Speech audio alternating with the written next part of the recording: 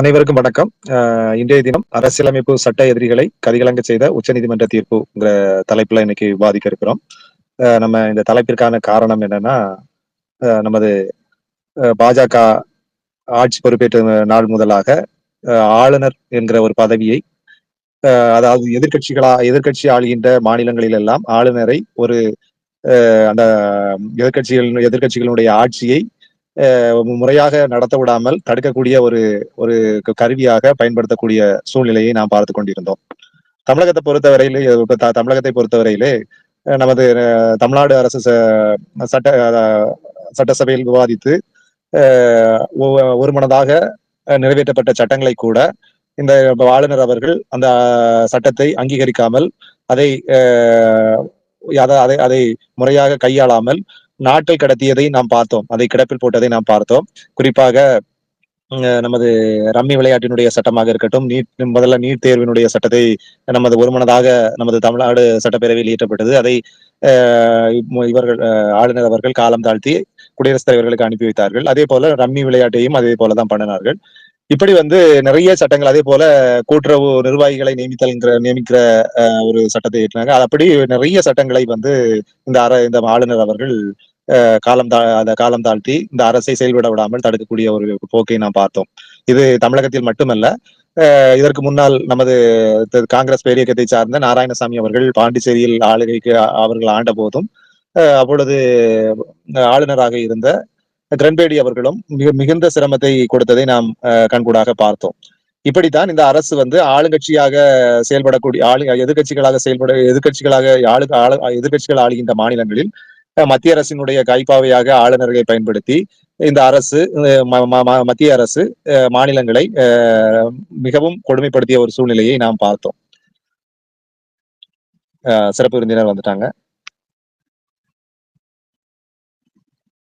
குடியரசுத் தலைவர்கள் எப்படி நடந்து கொள்ள வேண்டும் என்று ஒரு சிறப்பான ஒரு தீர்ப்பை இன்று வழங்கி இருக்கிறது. அதன் அடிப்படையில் தான் இன்னைக்கு இந்த நிகழ்வை நாம் நடத்த இருக்கிறோம். நமது சிறப்பு விருந்தினர் அவர்கள் உரையாற்றுவார்கள். சிறப்பு விருந்தினர் அவர்கள் வருகின்றாங்க. பேராசிரியர் உங்களுக்கு மைக் கொடுத்திருக்கு, அக்செப்ட் பண்ணிக்கோங்க.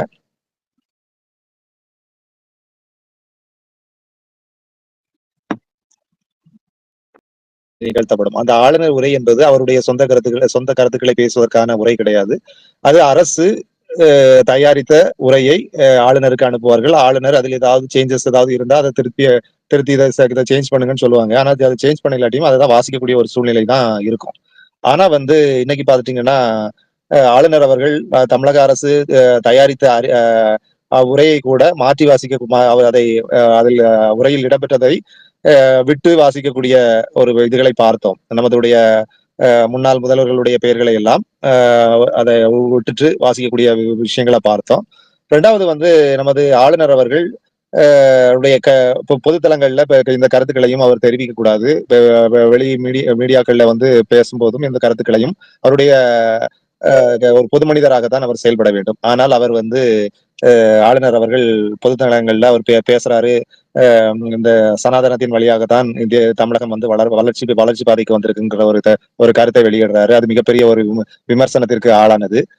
ரெண்டாவது இப்ப இதெல்லாம் பாத்துட்டீங்கன்னா விழாக்களிலேயுமே போய் பாத்துட்டீங்க, ஒரு நிகழ்ச்சிக்கு கூப்பிடுறாங்கன்னா அங்கேயும் ஜெய் ஸ்ரீராம்ங்கிற ஒரு கோஷங்களை எழுப்பக்கூடிய ஒரு நபராக இருக்கிறாரு. இப்படி பல கண்டனங்களுக்கு உரிய நபராக ஆளுநர்கள் திகழ்கிறாங்க. தேவசகாயம் சார் வரலையா? கண்ணி பண்ணுங்க. நான் நீங்க இல்லங்கிறதுக்காக தான் நான் இதை பேசிட்டு இருந்தேன். நீங்க கண்ணி பண்ணுங்க. நீங்க முதல்ல சொல்லும்போது நான் உள்ள வந்துட்டேன். எனக்கு மைக்கே காட்ட மாட்டேன்ட்டு அது வியூ எனக்கு நீங்க லிசனர்லயே காட்டிட்டு இருந்துச்சு. அப்பதான் சாரப்பம் ஏதோ டிராவல்ல இருக்காங்க போல, நம்ம கொஞ்சம் கண்ணி பண்ணுவோம், ஃப்ரீ ஆகிட்டு வரட்டும் தான் நான் இது பண்ணேன். சரி, நீங்க தேவசகாயம் நம்ம பேராசிரியரை பொறுத்தவரையில ஒரு மிகப்பெரிய ஒரு ஆளுமை, நிறைய விஷயங்களை எப்போதும் ஆய்வு செய்யக்கூடிய ஒரு பேராசிரியராக இருக்கிறார்கள். இதில் எல்லா விஷயங்களையும் ஒரு வாக்கு அதாவது ஈவிஎமாக இருக்கட்டும், இந்த தலைப்பை இந்த அரசியலமைப்பு சட்டங்களை எல்லாம் முழுவதுமாக ஒரு ஆராய்ச்சி செய்து முழுமையாக ஆராயக்கூடிய ஒரு மிகச்சிறந்த ஒரு ஆளுமையாக நமது தேவசகாயம் அவர்கள் இருக்கிறார்கள். அதே போல திமுக சார்பாக வாதிட்ட வழக்கறிஞருக்கும் இந்த இந்த இந்த தீர்ப்பு வருவதற்கு பல உதவிகளை செய்து அதன் மூலமாக இந்த வெற்றி கிடைத்திருக்கிறது. நமது பேராசிரியர் அவர்களுக்கு நமது அந்த ஒரு திமுக வழக்கறிஞர் அவர்களும் அவர் பேரு வழக்கறிஞர் அவர்களும் நன்றியை தெரிவித்திருக்கிறார்கள். அந்த வகையில் நமது பேராசிரியர் அவர்களுக்கு இந்த நேரத்தில் அவர்களுக்கு நன்றியை இந்த மிகப்பெரிய பணிக்கு உதவியதற்காக அவருக்கு நன்றியை தெரிவித்துக் கொள்கிறோம். பேராசிரியர் அவர்களே, நீங்க உங்களுடைய கருத்துக்களை எடுத்துரைங்க. நன்றி ஆண்டோ சார், உங்களுக்கு முதல்ல நன்றி. ஆனாலும் இந்த மாதிரியான செயல்பாடுகள் நன்றிகளை எதிர்பார்த்து செய்யப்படுவது அல்ல, இது நமது கடமை என்பதாக நாம் செய்கிறோம். ஏன்னா நீண்ட நாட்களாக நமது அரசமைப்பு சட்டத்துல இருந்த ஒரு மிக முக்கியமான இந்த பிரச்சனைக்கு இன்றைக்கு ஒரு மிகப்பெரிய தீர்வு வந்துட்டு இதன் மூலமாக நமக்கு கிடைச்சிருக்குது. நான் என்னுடைய உரையை தொடங்குறதுக்கு முன்னாடி அல்லது என்னுடைய மகிழ்ச்சியை பகிர்ந்து கொள்வதற்கு முன்னாடி, உரைன்னு சொல்றதை விட நான் சொன்னது மாதிரி இந்த தீர்ப்பு குறித்து நமது மகிழ்ச்சியை நாம் ஒவ்வொருவருமே நாம் பகிர்ந்து கொள்கிறோம். அப்படி பகிர்ந்து கொள்வதற்கு முன்னாடி இந்த இணையவழி அமர்வில் பங்கேற்றிருக்கக்கூடிய உங்கள் அனைவருக்குமே என்னுடைய வரவேற்புகளையும் வாழ்த்துகளையும் நன்றிகளையும் தெரிவித்துக் கொள்கிறேன். இப்போ இந்த தலைப்பை வந்துட்டு ஒரு அருமையான தலைப்பு ஆண்டோ சார் கொடுத்திருக்கிறாங்க. அரசியலமைப்பு சட்ட எதிரிகளை கதிகலங்க செய்த உச்சநீதிமன்ற தீர்ப்பு. இந்த தீர்ப்பினுடைய நுவான்சஸ் என்ன, அதனுடைய நுணுக்கமான விஷயங்கள் என்னங்கிறத நான் பின்னாடி சொல்றேன். அதற்கு முன்னாடி இந்த தீர்ப்பு ஏன் அவசியமானதுங்கிற ஒரு பின்னணியை நம்ம முதல்ல புரிஞ்சுக்கலாம். எந்த பின்னணியில இந்த தீர்ப்பு வழங்கப்பட்டிருக்கிறது, அதிலும் குறிப்பா வந்துட்டு அவங்களுடைய அப்சர்வேஷன்ஸ், ஜஸ்டிஸ் மகாதேவன் மற்றும் ஜஸ்டிஸ் பர்திவாலா இவங்க 2 பேர்த்தினுடைய அந்த அப்சர்வேஷன்ஸ் வந்துட்டு இந்திய வரலாற்றுல அந்த 9ஆம் தேதிங்கிறது வந்துட்டு நமது இந்திய வரலாற்றுல ஏப்ரல் 9ங்கிறது இந்திய வரலாற்றுல மறக்கவே முடியாத ஒரு நாளாக அது இருக்கும். இன்னும் சொல்ல போனா கான்ஸ்டிடியூஷனை வந்துட்டு ஒரு ரிஃபைன் பண்ண ஒரு நாள் என்று அதை சொல்லலாம், அப்படி நாம் கொண்டாடலாம். நான் இது குறித்து நமது நண்பர்கள்ட்ட பேசிட்டு இருந்தேன். 2 நாளைக்கு முன்னாடி கூட நான் சில விஷயங்கள் பகிர்ந்து கொண்டிருந்தேன். உண்மையிலே இந்த தீர்ப்பை அடுத்த லெவலுக்கு நம்ம எப்படி எடுத்துட்டு போகணும்னா பேசியிருந்தேன். இன்னைக்கு அந்த காரியத்தை நாங்க யதார்த்தமா பேசிட்டு இருந்தோம். இன்னைக்கு நான் பார்க்க நாங்க பேசி 2 நாள் இருக்கும், 2-3 நாள் இருக்கும்னு நினைக்கிறேன். ஆனால் இன்றைக்கு யதார்த்தமாக நான் பார்க்கிறேன், தமிழக முதல்வர் கூட அந்த வழக்கறிஞர்களை அழைச்சி மேடையில வந்துட்டு பாராட்டி இருக்காங்க. அதை ஒரு நிகழ்வாக அவங்க செஞ்சிருக்காங்க. ஆனால் இது போதாது. ஆனால் இதை இன்னும் எப்படி செய்யணுங்கிறத நான் அடுத்த கட்டத்தில் என்னுடைய பரிந்துரையாக உங்களுக்கு நான் சொல்கிறேன். அதற்கு முன்னாடி இந்த தீர்ப்பினுடைய பின்னணியை நம்ம கொஞ்சம் புரிஞ்சுக்கலாம்னு நான் நினைக்கிறேன். இதுல என்ன பிரச்சனை இதுல இருந்துச்சு, இதுல 2 வார்த்தைகள் ரொம்ப முக்கியமானது. அந்த 2 வார்த்தைகள் என்ன நான் சொல்றதுக்கு முன்னாடி முதல்ல ஒரு அண்டர்ஸ்டாண்டிங் இருந்தது அப்படிங்கிறத பத்தி நம்ம பேசலாம். அதாவது சுருக்கமா சொல்லணும் அப்படின்னா 1947 ஆகஸ்ட் 15 நாம் விடுதலை பெற்றோம். அந்த சுதந்திர இந்தியா என்று நாம் சொல்லிக்கொண்ட அந்த இந்தியா பிரிட்டிஷாருடைய காலனி ஆதிக்கத்திலிருந்து விடுதலை பெற்ற இந்தியா என்று நாம் சொன்னோம். அப்படிதான் நாம அனௌன்ஸ் பண்ணோம். அன்றைய இரவு தன்னுடைய முதல் உரையை, நள்ளிரவு 12 மணிக்கு தன்னுடைய முதல் உரையை நமது முதல் பிரதமர் பண்டிட் ஜவஹர்லால் நேரு ஆற்றிய பொழுது அவர் சொன்னார்,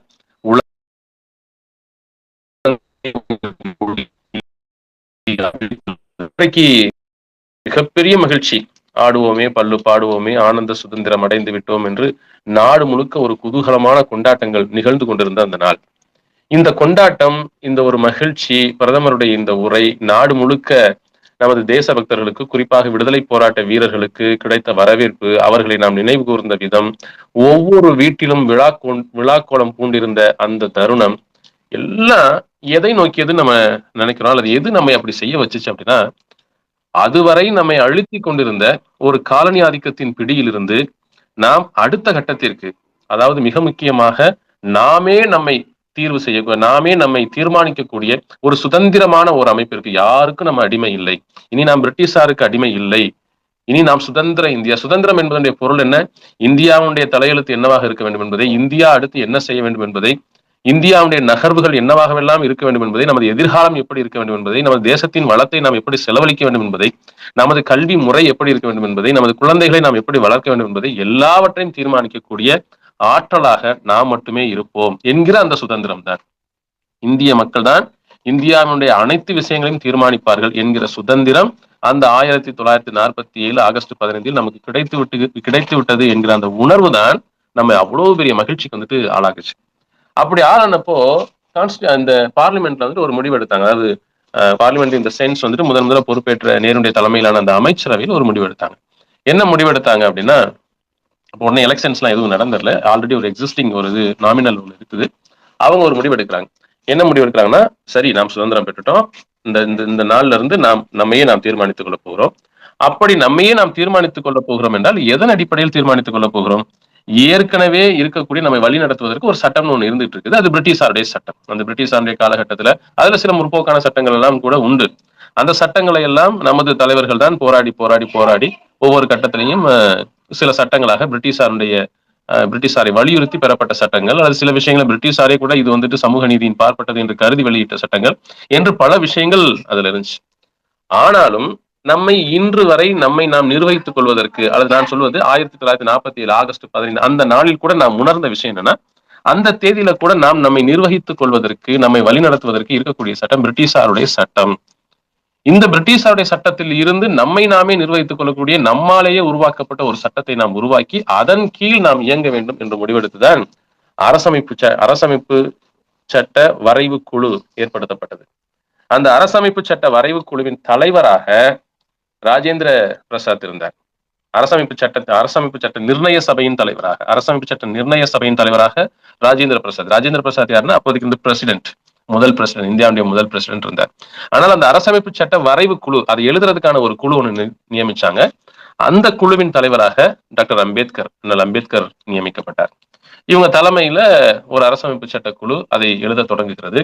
அதனுடைய நோக்கம், நம்மை நாம் நிர்வகித்துக் கொள்வதற்கு நமக்கென ஒரு சட்டம், ஒரு அரசமைப்பு சட்டம்.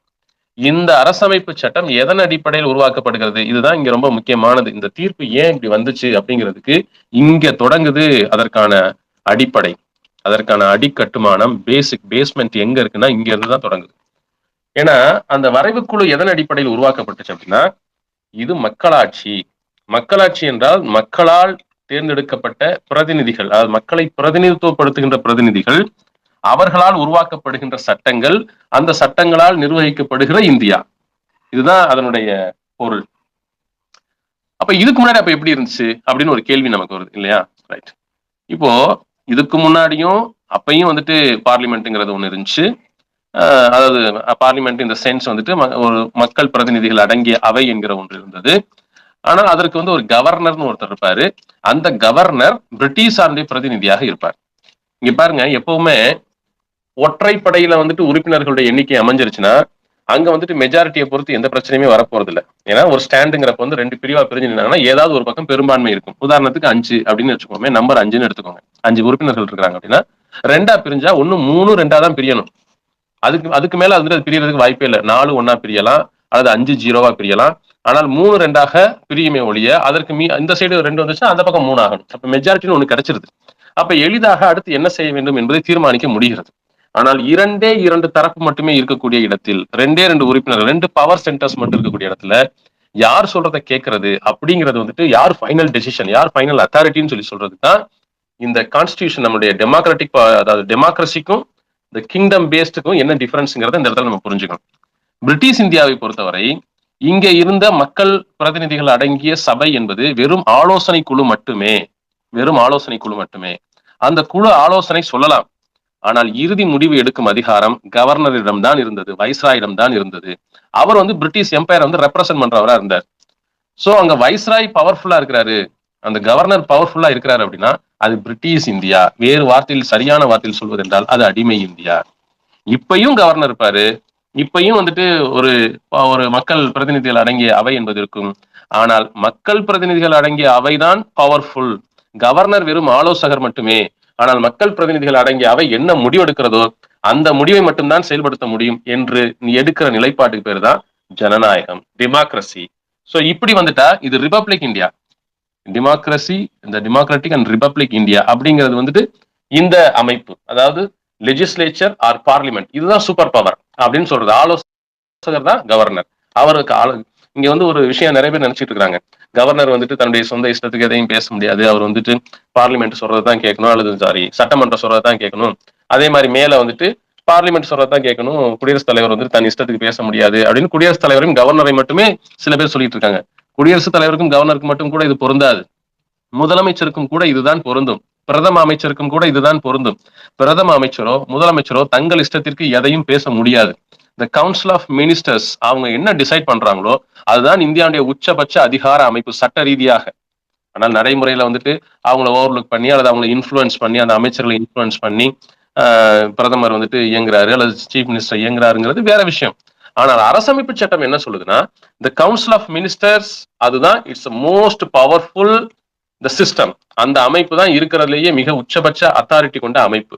அந்த அமைப்பு என்ன முடிவெடுக்குதோ அந்த முடிவை செயல்படுத்தும் அதிகாரம் மட்டுமே சீஃப் மினிஸ்டருக்கு கொடுக்கப்பட்டிருக்கிறது, கவர்னருக்கு கொடுக்கப்பட்டிருக்கிறது, குடியரசுத் தலைவருக்கு கொடுக்கப்படுது. இவங்க யாரும் அவங்க இஷ்டத்துக்கு எதையும் செய்ய முடியாது. ஆனா அவங்க தங்களுடைய கருத்துக்களை சொல்லலாம். ஆனால் அவர்கள் எதை செயல்படுத்த வேண்டும் என்றால் கவுன்சில் ஆஃப் மினிஸ்டர்ஸ் என்ன முடிவெடுக்குதோ அதை மட்டும் தான் செய்ய முடியும். சரி, இதுதான் டெமோக்ரஸி. இப்போ உங்களுக்கு அடிப்படையில் என்னன்னு புரிஞ்சிருக்கும்னு நான் நினைக்கிறேன். இந்த கவுன்சில் ஆஃப் மினிஸ்டர்ஸ்ங்கிறவங்க யாரு அப்படின்னா, அவங்க இந்த மக்களால் தேர்ந்தெடுக்கப்பட்ட இந்த நாட்டிலுடைய அனைத்து மக்களும் வாக்களித்து தேர்ந்தெடுத்த எம்எல்ஏஸ், எம்பிஸ் இவர்களால் ஆன ஒரு குழு. அப்ப இவங்க சாதாரணமாக தனி மனிதர்கள் அல்ல. கவுன்சில் ஆஃப் மினிஸ்டர்ங்கிறது ஒரு தனி மனித அமைப்பு அல்ல, தனி மனிதர்களை பிரதிநிதித்துவப்படுத்துகிற அமைப்பு அல்ல. இப்ப தமிழகத்தை பொறுத்தவரை கவுன்சில் ஆஃப் மினிஸ்டர்ஸ்னா அது 7.5 கோடி மக்களை பிரதிநிதித்துவப்படுத்துகிற ஒரு அமைப்பு. கவர்னர் ஒரு இண்டிவிஜுவல், சீஃப் மினிஸ்டர் ஒரு இண்டிவிஜுவல். அதே மாதிரி ஒன்றியத்தை எடுத்துக்கொண்டால், யூனியனை எடுத்துக்கொண்டால், இங்க இருக்கக்கூடிய 143 கோடி மக்களை பிரதிநிதித்துவப்படுத்துகிற அமைப்பு தான் இந்த கேபினெட்ங்கிறது. மினிஸ்டர்ஸோட கேபினெட்ங்கிறது சாதாரண விஷயம் இல்லை. அது 143 மக்களை பிரதிநிதித்துவப்படுகிற அமைப்பு. இண்டிவிஜுவல் தான், குடியரசுத் தலைவர்ங்கிறது ஒரு இண்டிவிஜுவல் தான். அப்ப இந்த 143 கோடி மக்களுடைய கருத்து என்னங்கிறத ரெப்ரசென்ட் பண்ணக்கூடிய அமைப்பாக கவுன்சில் ஆஃப் மினிஸ்டர்ஸ்ங்கிறது இருக்கு. அதுதான் தி மோஸ்ட் பவர்ஃபுல். அப்படின்னா அது பேர் டெமோக்ரஸி. இந்த கவுன்சில் ஆஃப் மினிஸ்டர்ஸை கூட நான் பைபாஸ் பண்ணுவேன், அவங்க சொல்றதெல்லாம் நான் கேட்க மாட்டேன், நான் என்ன இறுதி முடிவு எடுக்கிறேனோ அதுதான் எனக்கு நான் சொல்லுவதான் இங்க நடக்க முடியும், எனக்கு வீட்டோ பவர் இருக்கு, பாக்கெட் வீட்டோ எனக்கு இருக்குது அப்படின்னு கருதுகிற யாராக இருந்தாலும் அவர்கள் நாட் ஒன்லி இந்த சட்டமன்றத்துக்கு எதிரானவங்க, பார்லிமெண்ட்டுக்கு எதிரானவங்க எல்லாம் இதெல்லாம் விட்டுருங்க. இன்றைய தலைப்பு போட்டிருக்கோம் பாத்தீங்களா, அரசமைப்பு சட்டத்தின் எதிரிகள். அவர்கள் யாராக இருந்தாலும் சரி, இந்த தீர்ப்பை இப்பொழுது விமர்சித்துக் கொண்டிருப்பவர்கள் கூட அரசமைப்பு சட்டத்தின் எதிரிகள் தான். நான் 2 நாளைக்கு முன்னாடி பேசிட்டு இருந்தேன். சில பேர் என்கிட்ட சொல்றாங்க, அது எப்படி 2 பேர் கொண்ட பெஞ்ச் இதை தீர்மானிக்க முடியும், அப்படிலாம் அதை சொல்லக்கூடாது.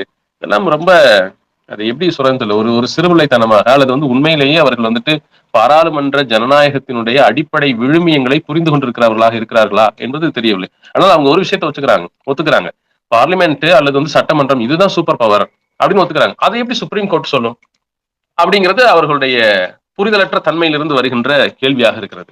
இதையே தான் இன்றைக்கு துணை ஜனாதிபதி என்று இருக்கக்கூடிய ஒரு நபர் பிரதீப் ஜெகதீப் தன்கர் அவர் சொல்றாரு, இது 142 is missile against the democratic the parliamentary democracy அப்படின்னு அவர் சொல்றாரு.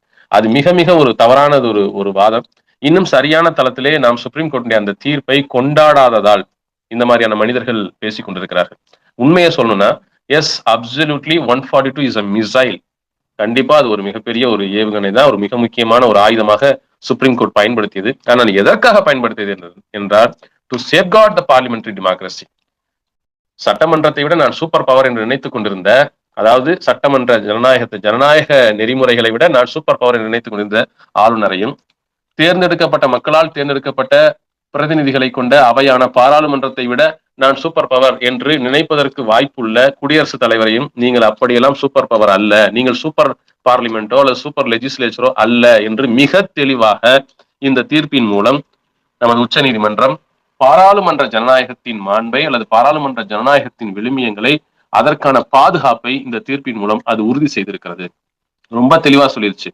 as soon as possible அப்படிங்கிறது ஏதோ நீங்க ரொம்ப நாள் அதை நீங்க வச்சுக்கிட்டு இருக்கலாம், எவ்வளவு நாள் வேணாலும் வச்சுட்டு இருக்கலாம், நீங்க நினைச்சுக்காதீங்க. ஏன்னா இந்த தீர்ப்புல இந்த வார்த்தை, இந்த கேஸ்ல இந்த வார்த்தை மிக முக்கிய இடத்தை வகித்தது. அந்த அந்த ஆர்டிகல் கூட உங்களுக்கு நான் வாசிக்கிறேன்.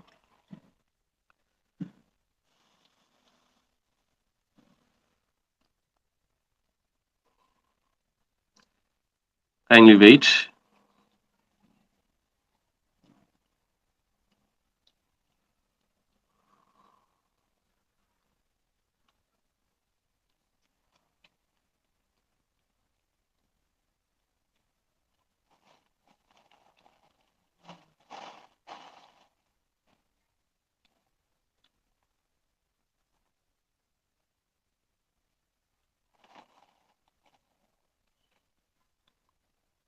எல்லாம் இந்த ஆர்டிகல் அனைத்தையுமே நான் எடுத்து வச்சேன். இதுல எந்தெந்த article it is connected in this case. Okay, அது நான் வரும்போது சொல்றேன். இப்ப அதுக்கு முன்னாடி நம்ம அதை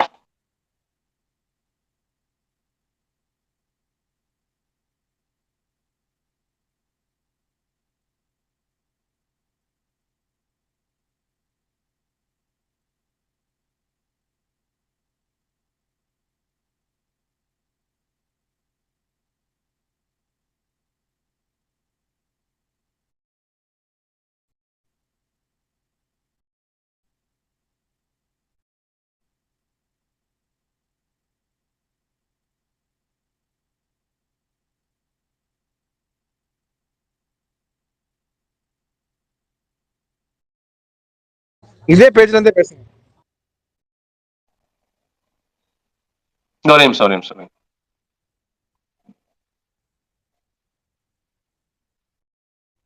சோ இந்த வழக்கோட தொடர்புடைய ஆர்டிகல்ஸ்லாம் என்னென்ன கேக்குதா நான் பேசுறது? ஹலோ, சொன்ன மாதிரி நான் அதை விட்டு வெளில போனாலே கேட்க மாட்டேங்குதுன்னு நினைக்கிறேன்ல. சார் கேக்குது சார், நீங்க பேசுங்க sir. Okay okay.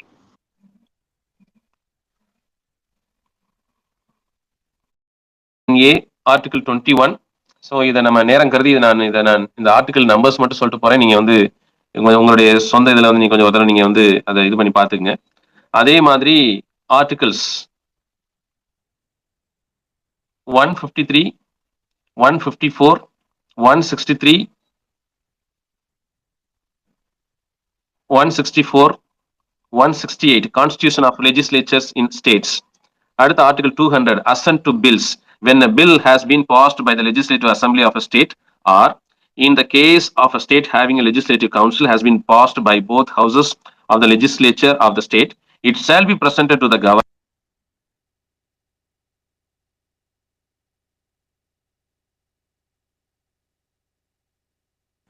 Devasahayam sir cut ஆயிடுச்சு, உங்க ஆடியோ கேட்கல. வந்துட்டு ஆர்டிகல் 200 அண்ட் ஆர்டிகல் 201 நான் திரும்ப அதை எடுத்து வாசித்தா உங்களுக்கு இந்த சிக்கல் வந்துருது. அது சொல்லிக்கூடிய சுருக்கமான இதுதான். எவ்வளவு விரைவாக இந்த அவங்க அனுப்புகிற அந்த பில்லுக்கு வந்து நீங்க வந்து உங்களுடைய ஒப்புதலை கொடுக்க வேண்டுமோ அப்படி கொடுக்க வேண்டும் அப்படின்னு ஆர்டிகல் சொல்லுது. ஆனால் இவர்கள் குறிப்பாக யார் வந்து இந்த அரசமைப்பு சட்டத்தை அந்த பார்லிமெண்டரி டெமோக்ரஸி வந்துட்டு ஒரு தங்களுடைய காலில் போட்டு மிதிக்கக்கூடியவர்களாக பண்பற்றவர்களாக இருக்கிறார்களோ அவர்கள் இந்த மாதிரி மிக உயர்வான பதவிக்கு வரும்போது, நான் ஆளுநருடைய அந்த கண்ணியத்தையோ, ஆளுநர் என்கிற அந்த பதவியுடைய கண்ணியத்தையோ, குடியரசுத் தலைவர் என்கிற பதவியுடைய கண்ணியத்தையோ ஒரு சிறிதும் குறைத்து மதிப்பிடவில்லை. அது வந்து தேவையில்லை என்பதை விட அது வேற விஷயம். அந்த விவாதம் வந்து வேற. ஆனால் ஒன்ஸ் நம்ம அப்படி ஒருத்தரை வந்து ஒரு பதவியை ஏற்படுத்தி, ஒருத்தரன்னு சொல்றதை விட அப்படி ஒரு பதவியை ஏற்படுத்தி விட்டோம் என்றால் அதற்குரிய மரியாதையும் கௌரவம் இருக்கிறது என்பது உண்மைதான். ஆனால் அந்த இடத்தில் வருகிறவர்கள் அந்த பதவிக்குரிய கண்ணியத்தோடும் கௌரவத்தோடும் மரியாதையோடும் நடந்து கொள்கிறார்களா என்றால் அதுதான் இங்க ஒரு பெரிய சிக்கலாயிடுச்சு. குறிப்பாக பிஜேபி கவர்மெண்ட் வந்துட்டு சென்ட்ரல்ல வந்து யூனியன் கவர்மெண்ட் அவங்க ஃபார்ம் பண்ணதுக்கு பிறகு இந்த பிரச்சனை மிகப்பெரிய பிரச்சனையாக உருவெடுத்து விட்டது. அரசமைப்பு சட்டத்தில் இருக்கக்கூடிய வார்த்தைகளை வைத்துக் கொண்டு அவர்கள் விளையாட ஆரம்பித்து விட்டார்கள். அஸ் சூன் அஸ் பாசிபிள்னா அதை வந்து என் இஷ்டத்துக்கு நான் எவ்வளவு நாள் வேணாலும் வச்சுக்கவேன்னு சொல்லி சொல்றது. அதை விட ஒரு கிளைம் பண்ணாரு நமது தமிழ்நாட்டினுடைய கவர்னர் திரு RN ரவி. என்ன சொல்றாருன்னா, நான் அந்த பில்ல நிறுத்தி வச்சிட்டேனாலே, அதாவது சட்டமன்றத்தால் இயற்றப்பட்டு அது வந்து என் கைக்கு வந்து சேர்ந்து அதை நான் நிறுத்தி வைத்து விட்டேன் என்றாலே அது இறந்து விட்டது என்று பொருள். இதெல்லாம் அகங்காரத்தினுடைய உச்சம். ஒரு 7.5 கோடி மக்கள் சேர்ந்து தீர்மானித்த ஒரு சட்டத்தை ஒரு தனி மனிதர் நான் அதை நிறுத்தி வைத்து விட்டால் அது இறந்து விடும். இது என்ன நினைக்கிறீங்க? இது ஒரு மன்னர் மனோபாவம், வேற எதுவுமே இல்லை. நீங்க இப்ப அப்படியே கனெக்ட் பண்ணுங்க. அவங்க செங்கோலை கொண்டு போய் பார்லிமெண்ட்ல வச்சாங்க பாத்தீங்களா, இதை அப்படியே கனெக்ட் பண்ணி பாருங்க. அவர்கள் என்ன சொல்ல வருகிறார்கள் என்றால், இது பாராளுமன்ற ஜனநாயகம் அல்ல, இது மனு தர்மத்தின் வழியாக வரும் மன்னராட்சி. இதுதான் அவர்கள் சொல்ல வருகிற செய்தி. அதன் விளைவுதான் செங்கோலை கொண்டு போய் அங்க செங்கோலுக்கும் பார்லிமெண்ட்டுக்கும் என்ன சம்பந்தம் இருக்கு? செங்கோல் பார்லிமெண்ட்டுக்கு எதிரானது. செங்கோல் என்பது ஒரு மன்னராட்சியினுடைய அடையாளம். மன்னராட்சி காலத்துல வந்து சில மன்னர்கள் நல்லவங்களா இருந்தாங்க, கெட்டவங்களா இருந்தாங்கதான் அப்புறம். ஆனால் மன்னராட்சி என்பதே மக்களாட்சி தத்துவத்திற்கு எதிரானது. நல்லவங்களோ கெட்டவங்களோ அது வேற விஷயம். மக்களாட்சி என்பது அது எவ்வளவு குறைபாடு உடையதாக இருந்தாலும் கூட ஒட்டுமொத்த மக்களுடைய விருப்பம், வேறு விதமா சொல்றதா பெரும்பான்மை மக்களுடைய விருப்பம், அதான் மக்களாட்சி. இதை விட ஒரு சிறந்த அமைப்புக்கு நம்ம போக முடியுமா? எதிர்காலத்துல வந்து ஒரு பொலிட்டிக்கல் அரேனா அப்படி ஒண்ணு கண்டுபிடிக்குமா? அது வேறு விஷயம். அதை நம்ம எவல்யூஷனுக்கு விட்டுறலாம், பரிணாம வளர்ச்சிக்கு அதை நாம் விட்டு விடலாம். ஆனால் இப்பொழுது நாம் இருப்பதிலேயே நமது இந்திய நாட்டை பொறுத்தவரை நாம் அடைந்திருக்கக்கூடிய உச்சபட்ச அரசியல் வளர்ச்சி என்பது மக்களாட்சி. இந்த மக்களாட்சிக்கு எதிராக சிந்திப்பவர்கள் தான் செங்கோலை கொண்டு வந்து அங்க கொண்டாந்து வைப்பாங்க. அந்த செங்கோலை வந்துட்டு அங்க நிறுவும் போது மோடி நடத்தின அந்த நாடகம், நரேந்திர தாமோதர தாஸ் அவர்கள் நடத்தின அந்த நாடகத்தை எல்லாம் நீங்க பார்த்திருப்பீங்க. அது அப்படியே சாஷ்டாங்கமா விழுந்து வணங்குறது, அதையும் கொண்டு வந்து கொடுக்குறவங்க யாருன்னு சொல்லி பார்த்தா அந்த ஹிந்து துறவிகள் கொண்டு வந்து கொடுக்கறது. அது எல்லாவற்றிலும் அவர்கள் ஒரு அஜெண்டா வச்சுக்கிட்டே இருக்காங்க. அவங்க என்ன அனௌன்ஸ் பண்ண விரும்புறாங்கன்னா, திஸ் இஸ் ஹிந்து நேஷன், இது வந்துட்டு ஒரு மனு தர்மத்தின் அடிப்படையில வந்து வரக்கூடிய ஒரு நாடு, இது வந்து அரசமைப்பு சட்டம் நீங்க ஏற்கனவே ஒண்ணு வச்சுட்டு இருக்கிறதெல்லாம் 1952 நடைமுறைக்கு வந்துச்சு நீங்க நினைக்கிறதெல்லாம், அதெல்லாம் 1950 நடைமுறைக்கு வந்ததுன்னு நீங்க நினைக்கிறதெல்லாம் பெரிய எங்களுக்கு ஒரு பொருட்டே கிடையாது. அவங்க வெளிப்படையாக பேசியவர்கள் தானே. இந்தியாவுடைய மூவர்ண கொடியை இறக்கி விட்டு நாங்கள் காவி கொடியை வந்துட்டு ஏற்றுவோம் அப்படிலாம் சொன்னவங்க தான்.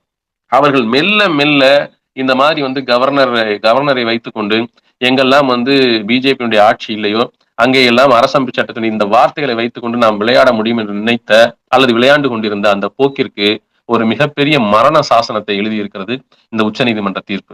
அது தெளிவா சொல்லிருச்சு, சி, நீங்க கவர்னர் அப்படின்னா you are part of the legislature. இது ஃபர்ஸ்ட் அவங்க கொடுத்துருக்க அப்சர்வேஷன். இது ரொம்ப முக்கியமானது.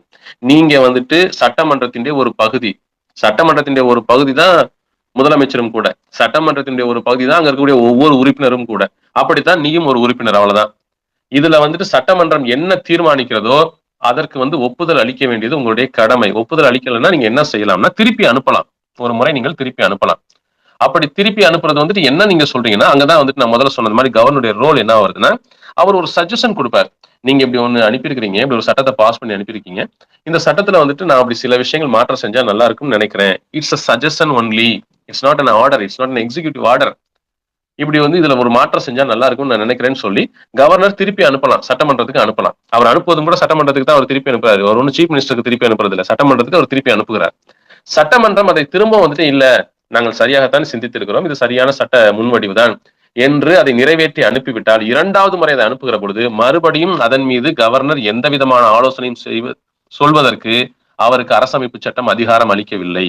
அதற்கு உடனடியாக அவர் ஒப்புதல் கொடுத்தாக வேண்டும். இரண்டாவது முறை அது மறுபடியும் நிறைவேற்றப்பட்டு கவர்னர்கிட்ட போயிடுச்சு அப்படின்னா அவர் ஒப்புதல் கொடுத்தே ஆக வேண்டும்.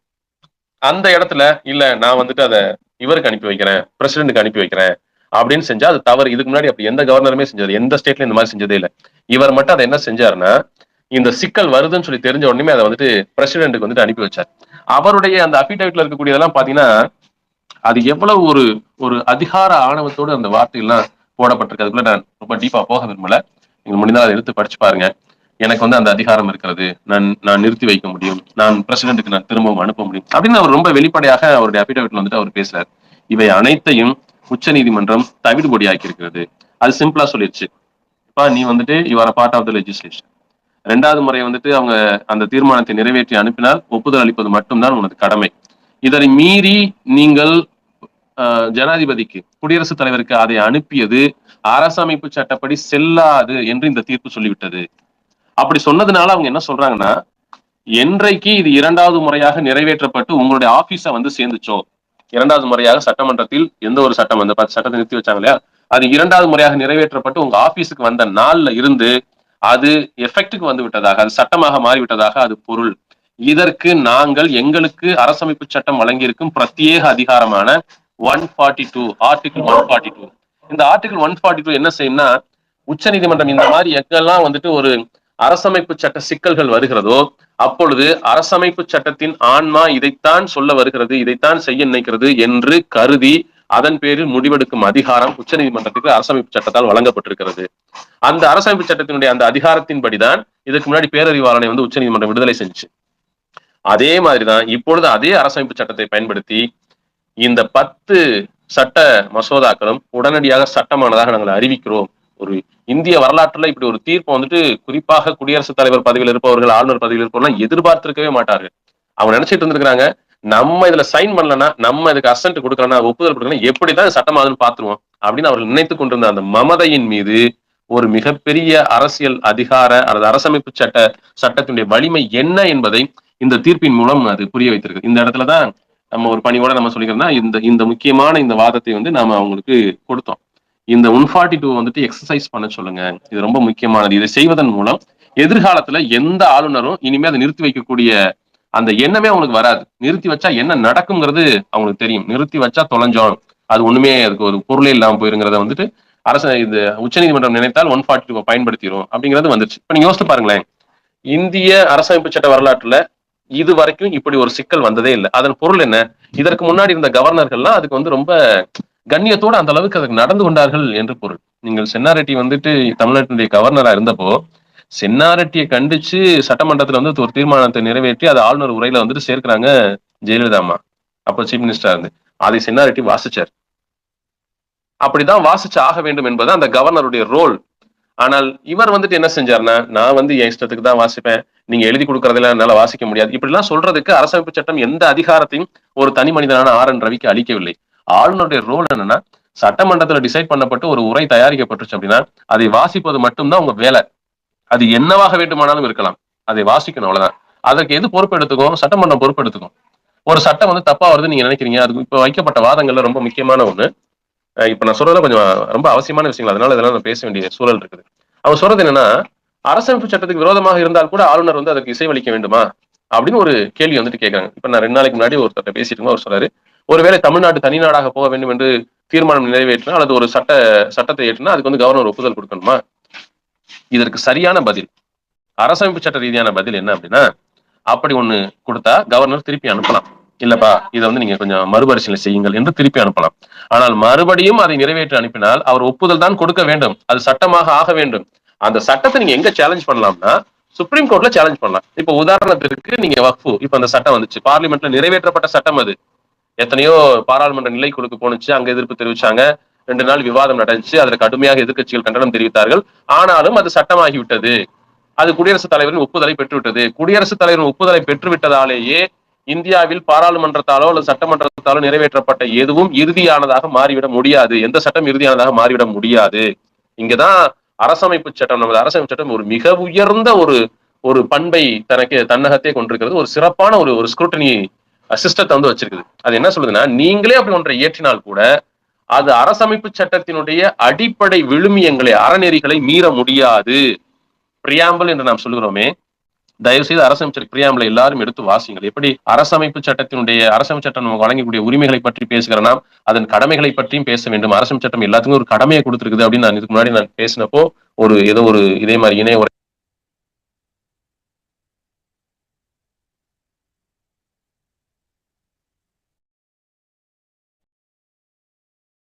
அப்படி ஒரு சட்டத்தை இயற்றி குடியரசுத் தலைவரே ஒப்புதலை கொடுத்தாலும் அதை வந்துட்டு இன்வேலிட், அந்த சட்டம் செல்லாது என்று சொல்வதற்கு உச்ச நீதிமன்றத்திற்கு அதிகாரம் வழங்கப்பட்டிருக்கிறது. அரசமைப்பு சட்டம் அந்த அதிகாரத்தை கொடுத்திருக்கிறது. உச்ச நீதிமன்றம் செய்ய வேண்டிய இந்த வேலையை இவ்வளவு நாள் ஆளுநர் என்ன நினைச்சுக்கிட்டாருன்னா, குறிப்பாக ஆர் என் ரவி என்ன நினைச்சுக்கிட்டாருன்னா, I am the supremo of the Indian constitution, நான் தான் அதுக்கு அத்தாரிட்டி, நான் பார்த்து இதை வந்துட்டு சரின்னு சொல்லலாம், தவறுன்னு சொல்லலாம். இந்த ஆணவம் தான் அழித்தொழிக்கப்பட்டிருக்கிறது இந்த தீர்ப்பின் வழியாக. ஒரு தவறான சட்டமாக இருந்தாலும் கூட அதற்கு ஆலோசனை மட்டுமே கவர்னரோ குடியரசுத் தலைவரோ சொல்ல முடியும். மீண்டும் அது நிறைவேற்றப்பட்டால் அவர்கள் ஒப்புதல் கொடுத்துதான் ஆக வேண்டும். ஆனாலும் அப்படி ஒப்புதல் கொடுத்து விட்டதாலேயே அந்த சட்டம் இறுதியானதாக மாறிவிட முடியாது. அதனை உடனே நிறுத்தி வைப்பதற்கான அதிகாரம் உச்ச நீதிமன்றத்திற்கு இருக்கிறது. இதுதான் நமது இந்திய அரசமைப்பு சட்டத்தினுடைய கட்டுமானம். இதை நல்லா புரிஞ்சுங்க, அவ்வளவுதான், முடிஞ்சு போச்சு. சோ ஒரு சட்டம்ங்கிறது வந்துட்டு செல்லுமா செல்லாதான்னு இறுதியாக தீர்மானிக்க வேண்டியது உச்ச நீதிமன்றம் மட்டுமே. உச்ச நீதிமன்றத்து மேல நமக்கு விமர்சனங்கள் இருக்கலாம், நீதிபதிகள் மீது நமக்கு அவங்க வந்துட்டு இல்ல, அவங்க ஒரு சார்பா நிக்கிறாங்க, ஒரு குறிப்பிட்ட பிரிவினரே அங்க இருக்கிறாங்க, இதெல்லாம் நமது விமர்சனங்களாக இருக்கலாம், அது வேறு. ஆனால் அரசமைப்பு சட்டம் எப்படிப்பட்ட ஒரு ஸ்ட்ரக்சரை வச்சிருக்குது அப்படின்னா, மசோதாக்களின் மீது ஆளுநர்கள் முடிவெடுக்கலாம், அவங்க வந்து தங்களுடைய கருத்துக்களை சொல்லலாம். ஆனால் சட்டங்களின் மீது, சட்டமாகிவிட்ட பிறகு அந்த சட்டம் செல்லுமா செல்லாதா, அது அரசமைப்பு சட்டத்துக்கு எதிரானதாக இருக்கிறதா அல்லது அரசமைப்பு சட்டத்தை மீறாத வகையில் இருக்கிறதா என்பதையெல்லாம் தீர்மானிக்கும் அதிகாரம் உச்ச நீதிமன்றத்திற்கு மட்டுமே இருக்கிறது. அரசமைப்பு சட்டத்தினுடைய பாதுகாவலன் உச்ச நீதிமன்றம் மட்டுமே. அப்படி அரசமைப்பு சட்டம் தனக்கு விதித்திருந்த அந்த கடமையை மிகச் சரியாக இந்த 142 என்கிற அந்த ஆர்டிகிள், அது வழங்கிய அந்த அதிகாரத்தை பயன்படுத்தி பார்லிமெண்ட் தான் அதிகபட்ச அத்தாரிட்டி. இந்திய அரசமைப்பு சட்டத்தை பொறுத்த பாராளுமன்ற ஜனநாயகத்தை பொறுத்தவரை பாராளுமன்றமும் சட்டமன்றம் தான் உச்ச அதிகாரம் படைத்தவை. இந்த பாராளுமன்ற சட்டமன்ற முடிவுகளுக்கு எதிராக ஒரு ஆளுநரோ ஒரு குடியரசுத் தலைவரோ தனது தனிப்பட்ட விருப்பத்தின் காரணமாக எந்த முடிவும் எடுக்க முடியாது என்பதை இறுதி செய்திருக்கிறது, உறுதி செய்திருக்கிறது இந்த தீர்ப்பு. இது வரைக்கும் இதுல ஒரு ஆம்பிகுட்டி இருந்துகிட்டே இருந்துச்சு நமது அரசமைப்பு சட்டத்தில். ஆம்பிகுட்டினா அவங்க வந்து ஒருவேளை இதுக்கு இதுவா இருக்கு அர்த்தம் இருக்குமா அதுவா அப்படி நினைச்சு எழுதல. அரசமைப்பு சட்டத்தை வரைவு செய்த டாக்டர் அம்பேத்கர் தலைமையிலான குழு அப்படி நினைச்சு செய்யல. அவங்க என்ன செஞ்சாங்கன்னா, மிக உயர்ந்த பதவி இந்த பதவி, இந்த பதவிக்கு வந்துட்டு நம்ம ஒரு காலக்கெடு நிர்ணயிப்பதோ அல்லது வந்து அவங்களுக்கு வந்துட்டு ஒரு சில சட்ட வரையறைகளை வந்துட்டு தீர்க்கமாக நீ இப்படித்தான் செய்ய வேண்டும் அப்படித்தான் செய்யணும் சொல்றதோ அது கண்ணியமானதாக இருக்காது.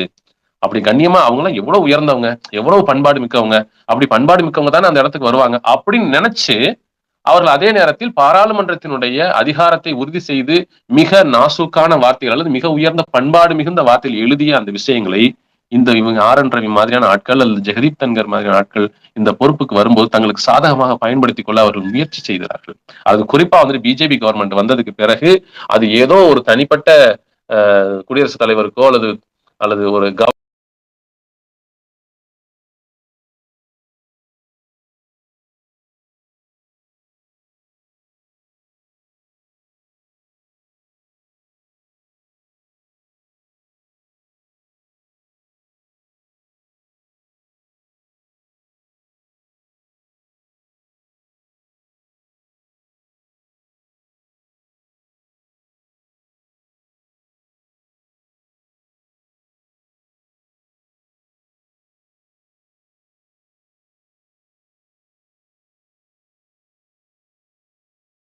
அதிகாரம், அவர்கள் தான் இந்தியாவுடைய எல்லாவற்றையும் தீர்மானிப்பவர்களாக இருப்பார்கள் என்பதாக இவர்கள் போர்ட்ரே பண்ண விரும்பினாங்க. அதை வந்து அப்படிதான் எடுத்துக்காட்ட அவர்கள் விரும்பினார்கள்.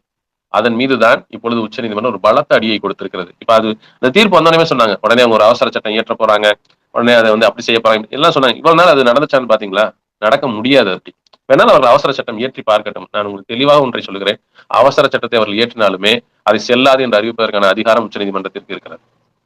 உச்சநீதிமன்றம் நினைச்சா அதை வந்துட்டு இது வந்து அரசியல் சட்டத்தை மீறுகிறது என்று அது முடிவெடுக்குமானால் அது நிற்கும். வக்ஃபு சட்டத்தை நீங்க ரொம்ப ஒரு ஒரு டெலிபரேட்டான ஒரு ஒரு உதாரணம் அது. அதை நீங்க எடுத்து பாருங்க, ரொம்ப வெளிப்படையான உதாரணம். வக்ஃப் சட்டத்தை இப்ப நிறுத்தி வச்சிருக்காங்க. நீங்க வந்துட்டு முஸ்லீம் அல்லாதவர்களை வந்துட்டு அதுல சேர்க்கக்கூடாது முதல்ல சொல்லிட்டாங்க, தடை விதிச்சிட்டாங்க. இந்த வக்ஃபு இந்த புதிய சட்டத்தின்படி ஆட்சியர்கள் எந்த முடிவையும் உடனடியாக எடுக்க முடியாது, இந்த பிரச்சனை தீர்க்கும் வரை எடுக்க முடியாது சொல்லிட்டாங்க. அவ்வளவுதான். சோ இந்த சட்டம் ரெண்டு அருமையான விஷயங்களை செஞ்சிருச்சு. அது என்ன செஞ்சிருக்கு? ஒண்ணும் இல்ல, பாராளுமன்றம் தான் ஒரு ஜனநாயக அமைப்பில் அதிகபட்ச அதிகாரம் கொண்ட அமைப்பு, சட்டமன்றம் தான் அதிகபட்ச அதிகாரம் கொண்ட அமைப்பு, இதுதான் ஜனநாயக நெறிமுறை அப்படின்னு சொல்லிட்டாங்க. ரெண்டாவது, இந்த தீர்ப்பு ஒரு அடி கொஞ்சம் மேல போய் என்ன சொல்லியிருக்காங்கன்னா, ரொம்ப அழகான விஷயத்தை என்ன செஞ்சிருக்காங்கன்னா, இனி எதிர்காலத்தில் இது போன்ற தவறான மனிதர்கள் இத்தகைய பதவிகளுக்கு வரக்கூடும் என்பதை உணர்ந்து, சட்டமன்ற அரசமைப்பு சட்டத்தில் இல்லாத ஒன்று ஆனால் அந்த நோக்கத்தோடு இருந்த அந்த அந்த வார்த்தைகளை பயன்பட அல்லது அந்த நோக்கத்தை பயன்படுத்தி காலக்கெடு என்பது நிர்ணயிக்கப்பட்டிருக்கிறது. இது ரொம்ப முக்கியமானது. இனிமேல் சட்டமன்றத்தால் நிறைவேற்றப்பட்ட ஒரு ஒரு சட்ட முன்வடிவு, ஒரு மசோதா கவர்னருடைய ஒப்புதலுக்காக போனால் இனி 30 நாட்களுக்கு மேல் அதன் மீது அவரால் முடிவெடுக்காமல் இருக்க முடியாது. ஒண்ணு முடிவெடுத்து இது சரின்னு சொல்லிடணும், அல்லது அந்த 30 நாளுக்குள்ள அவர் திருப்பி அனுப்பிடணும். அப்படி திருப்பி அனுப்பப்பட்ட அந்த மசோதா மறுபடியும் சரியானதுதான் என்று சொல்லி நிறைவேற்றப்பட்டு மறுபடியும் கவர்னருக்கு போயிடுச்சுன்னா அவருக்கு எந்த விதமான ஆப்ஷனுமே கிடையாது, அவர் உடனடியாக ஒப்புதல் கொடுத்தே ஆக வேண்டும். அல்லது முன்னாடி என்ன செய்யலாம், திருப்பி அனுப்புறதுக்கு பதிலாக அந்த 30 நாளுக்குள்ள திருப்பி அனுப்புறதுக்கு பதிலா அதை குடியரசுத் தலைவருக்கு அவர் அனுப்ப முடியும். அப்படி குடியரசுத் தலைவருக்கு அது அனுப்பப்பட்டால் 3 மாதங்களுக்குள் குடியரசுத் தலைவர் அதன் மீது முடிவெடுத்தாக வேண்டும். ஏன்னா இந்த கேஸ்ல நீங்க பாத்தீங்கன்னா சுப்ரீம் கோர்ட் அப்சர்வேஷன் கொடுத்திருக்காங்க, 2018 எடுக்கப்பட்ட முடிவுகள்லாம் கூட இன்ன வரைக்கும் நின்றுட்டு இருக்கு. 2021 எடுக்கப்பட்ட முடிவுகள் இன்று வரைக்கும் நின்றுட்டு இருக்குது. அடுத்த கவர்மெண்டே 5 வருஷம் முடிஞ்சு அடுத்த கவர்மெண்டே வந்துருச்சு. அப்ப அஸ் சூன் அஸ் பாசிபிள்ங்கிறத வந்துட்டு எவ்வளவு தவறாக இவர்களை போன்றவர்கள் வந்துட்டு அதுக்கு ஒரு ஒரு இன்டர்பிரேஷன் கொடுக்குறாங்க பாத்தீங்களா தங்களுடைய செயல்பாடுகளின் மூலமாக. இவை எல்லாம் இந்த உச்ச நீதிமன்றத்தால் தகர்த்து எறியப்பட்டிருக்கிறது. இனிமேல் அதிகபட்சமாக ஒரு சட்டமாக மாறுவதற்கு, ஒரு மசோதா சட்டமாக மாறுவதற்கு அதிகபட்சம் 4 மாசம் தான் ஆக முடியும். ஒண்ணு, 1 மாசம் கவர்னர் டிலே பண்ணி அந்த 30வது நாள் குடியரசுத் தலைவருக்கு அனுப்பலாம். குடியரசுத் தலைவர் தன்னிடம் வந்து சேர்ந்த அந்த 90 நாட்களுக்கு மட்டுமே அதை தாமதிக்க முடியும். இல்லைன்னா அதற்கு வந்து ஒப்புதல் கொடுத்தே ஆக வேண்டும் என்கிற நிலைக்கு இப்பொழுது அது வந்து விட்டது. இதுதானே சரியாகவும் இருக்க முடியும். நீங்க ஒப்புதலை கொடுங்க, சட்டமாகட்டும். அந்த சட்டம் தவறானதாக இருந்தால் அதை சேலஞ்ச் பண்ணட்டும். சுப்ரீம் கோர்ட்ல யாரா இருந்தாலும் போய் சேலஞ்ச் பண்ணட்டும். சுப்ரீம் கோர்ட் அதை டிசைட் பண்ணட்டும். அது அரசமைப்பு சட்டத்துக்கு பொருத்தமானதாக இருக்கிறதா இல்லையா என்பதை சுப்ரீம் கோர்ட் வந்து அதை முடிவு பண்ண போகுது. அவர்கள் தான் சட்டம் படித்தவர்கள். அவங்கதான் வந்துட்டு இந்திய அரசமைப்பு சட்டத்தை கரைச்சு குடிச்சிட்டு அதுக்குன்னே வந்திருக்காங்க. அவங்களுக்கு தான் தெரியும் இது வந்து அரசமைப்பு சட்டத்தின் நெறிமுறைகளை மீறுகிறதா மீறலையான்னு சொல்லி தெரியும். கவர்னரா வந்துட்டு அரசமைப்பு சட்டத்தை கரைச்சு குடித்தவர்களை மட்டும்தான் அப்பாயின் பண்ணணும்னு எதுவும் சட்டம் இருக்குதா? அப்படிலாம் இல்ல. கவர்னருக்கு ஒரு வயசு மட்டும்தான் இருக்குது. இந்த வயதை நிறைவு செய்தல் யாராக வேண்டுமானாலும் கவர்னராக அவர்கள் அப்பாயின் பண்ணப்படலாம், அவர்கள் அந்த பதவிக்கு கொண்டு வரப்படலாம். அவங்களுக்கு என்ன தெரியும் இது அரசமைப்பு சட்டப்படி சரியா தவறாங்கிறது என்ன தெரியும்? சோ இது அடிப்படையிலேயே தவறான ஒன்று. இதை இப்பொழுது உச்ச நீதிமன்றம் உறுதி செய்திருக்கிறது. அதனால இந்த தீர்ப்பு கொண்டாடப்பட வேண்டிய தீர்ப்பு.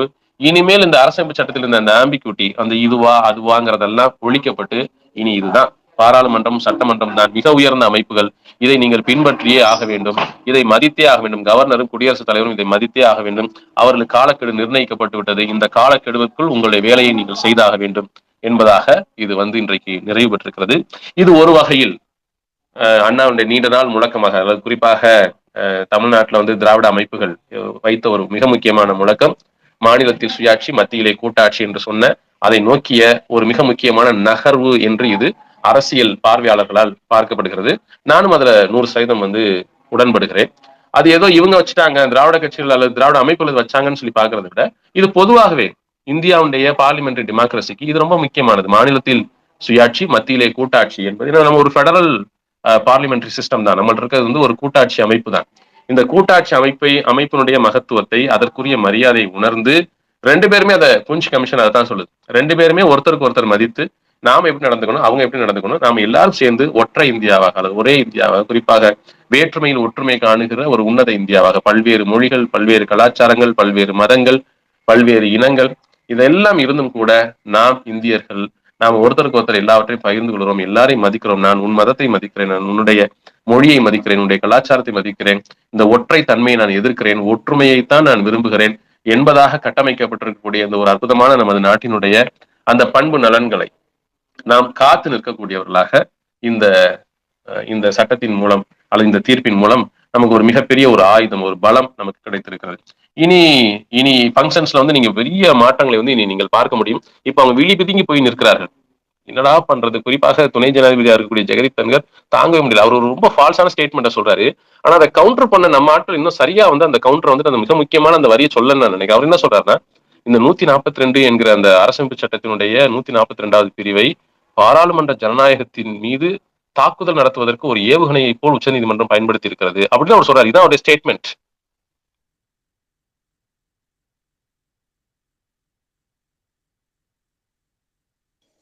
சார் வாய்ஸ் கட் ஆயிடுச்சு.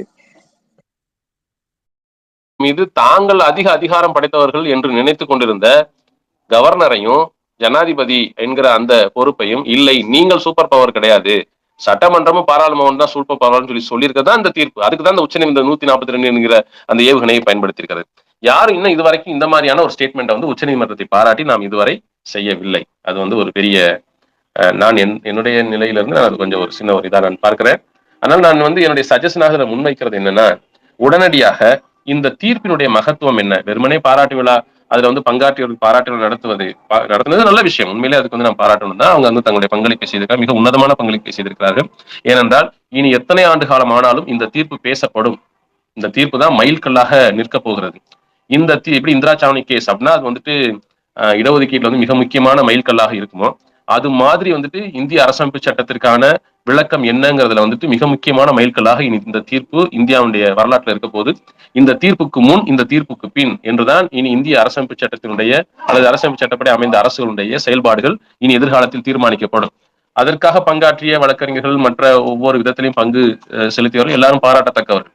அதே நேரத்தில் இந்த தீர்ப்பு எவ்வளவு உன்னதமான தீர்ப்பு என்பதை புரிய வைப்பதற்கு இது குறித்த தொடர் கூட்டங்களை, என்னுடைய ஆலோசனைப்படி ஒரு கருத்தரங்குகளை, ஒரு நேஷனல் கான்பரன்ஸ் அல்லது ஒரு இன்டர்நேஷனல் கான்பரன்ஸ் ஒன்றை ஒருங்கிணைத்து, இந்த தீர்ப்பின் மீதான ஒரு இன்டர்நேஷனல் கான்பரன்ஸ் ஒன்றை ஒருங்கிணைத்து, இந்த தீர்ப்பு எவ்வளவு சிறப்பானது, இதை மக்களிடம் எப்படி நாம் கொண்டு செல்ல வேண்டும், மக்கள் பிரதிநிதிகளிடம் எப்படி கொண்டு செல்ல வேண்டும், எல்லாவற்றுக்குமே சட்டம் பற்றிய புரிதலை இந்த தீர்ப்பை வச்சு எப்படி ஏற்படுத்தணும், நமது ஜனநாயகம் எவ்வளவு மகத்துவமானது, அல்லது ஜனநாயகம் தான் ஒரு ஜனநாயக நாட்டில் ஜனங்களின் பிரதிநிதிகள் அடங்கிய அவைதான் அதிக அதிகாரம் படைத்தது என்கிற இந்த விழுமியங்களை எல்லாம் மக்கள் மத்தியிலே கொண்டு போய் சேர்ப்பதற்கு நாம் இதை ஒரு ஒரு ஒரு கான்ஃபரன்ஸாக, ஒரு கருத்தரங்கமாக இதை தேசிய அளவில் முடிந்தால் சர்வதேச அளவில் அந்த தீர்ப்புல வந்துட்டு அவங்க ஈவன் பாகிஸ்தான்ல கூட வந்துட்டு இது மாதிரி இத்தனை நாட்களுக்குள்ள முடிவெடுக்கணும் காலக்கெடு இருக்குது, கனடால இருக்குது, அமெரிக்கால இருக்குது, ஒவ்வொன்றையுமே அவங்க வந்துட்டு சொல்லியிருக்காங்க. உலக நாடுகள் எல்லாத்துலயுமே இப்படி இருக்குது.